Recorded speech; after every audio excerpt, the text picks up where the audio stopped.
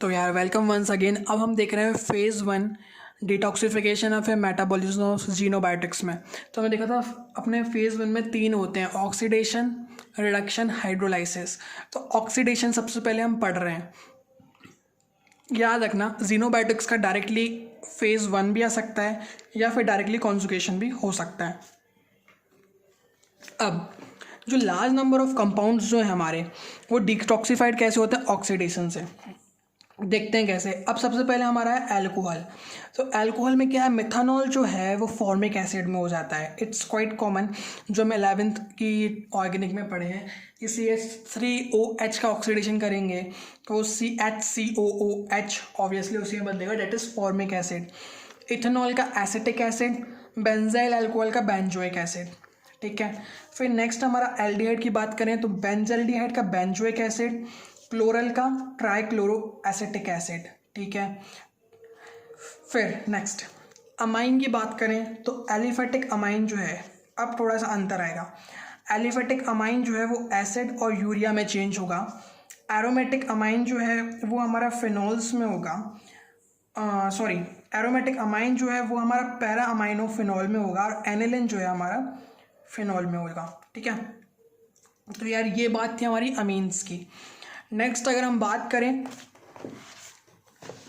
Aromatic hydrocarbons की, है ना, तो अगर हम एरोमेटिक हाइड्रोकार्बन की बात कर रहे हैं तो हमें इसमें देखना होगा कि बेंजीन जो है हमारा वो फिनॉल, कैटिकॉल, क्विनॉल और हाइड्रोक्सी किनॉल में चेंज होती है।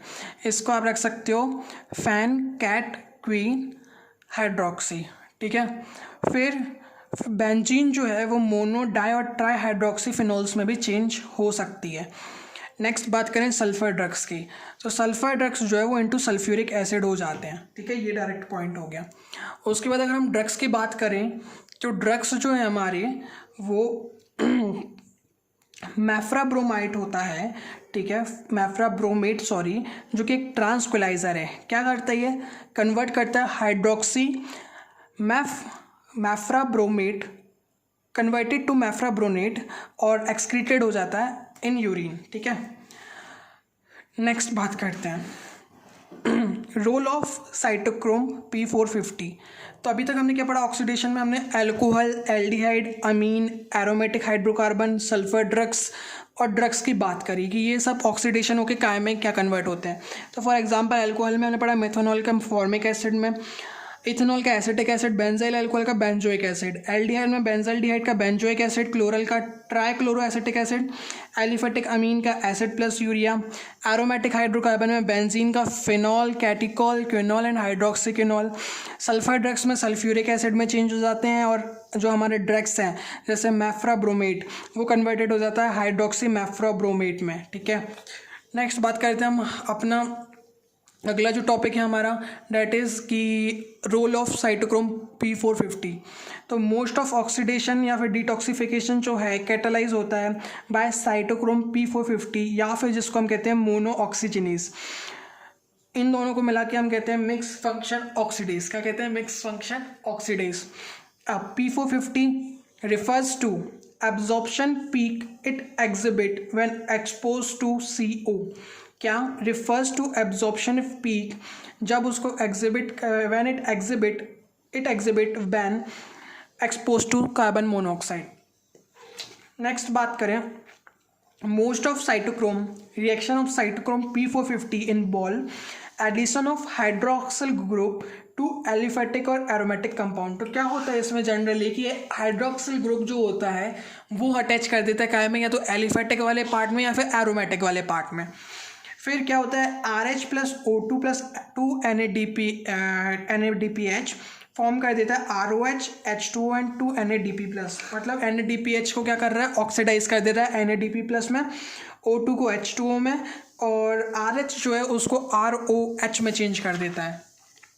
ठीक है। अब बात करेंगे हम इम्पॉर्टेंट चीज़ जो है हमारी कि सैलिएंट फीचर्स ऑफ हमारे क्या होते हैं इसके। फिर इसमें थोड़ा सा इम्पॉर्टेंट है, ये ध्यान से सुनेंगे। तो यार सबसे पहला जो है फोस्फोलिपिड।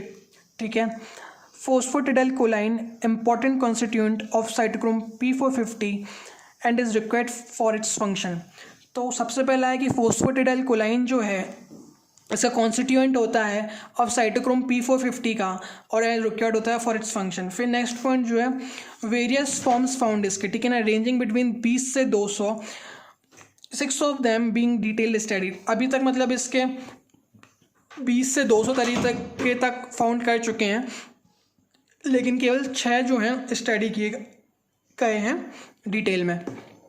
फिर ये जो एक इंड्यूसिबल एंजाइम है, ठीक है, क्या होता है कि इसलिए ये इंक्रीज करती है activity when expose to drug phenol vitriol, ठीक है।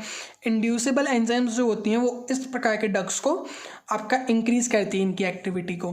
फिर फाउंड इन हाई कंसंट्रेशन, ठीक है, in microsome of liver, mitochondria of adrenal gland. किस केस में? Microsome of liver and mitochondria of adrenal gland. फिर these are haemoproteins and haem are prosthetic group, ठीक है। नेक्स्ट बात करें तो mechanism is complex and requires NADPH for its activity. Mechanism जो है कॉम्प्लेक्स है और रिक्वायर करती है NADPH को for its activity. Cytochrome P448, ठीक है, P450 की बात नहीं कर रहा हूँ मैं, P448 is specific for polycyclic aromatic hydrocarbon, hence also called as aromatic hydrocarbon hydroxylase.